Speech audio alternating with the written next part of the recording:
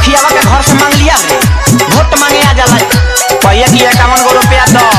ना तो कह दिया के बिहान से भेंटो ना होई, खाली हिस्सा ले गइलू कि ना जो चल ना रे खाला चाचा के दुआरवा पर बड़ी बिया रे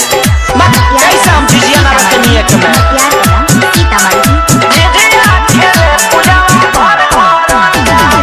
सबका घरे से मांगी 10-20 रुपया किन के ले आई है कोई चाजे मिठाइया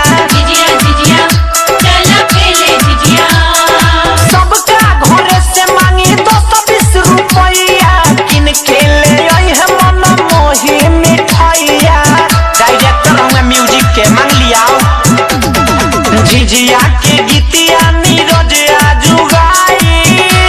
बिना पैसा के ना गाई झिझिया के गीतिया नीरज आजू गाई झिझिया खेले पूजवा घर घर जाई चल चल झिझिया गावे दैनिक के गीतिया उचर पर गाई जाए पैसा 10 गो ना जुड़ल ह दैनिक के गीतिया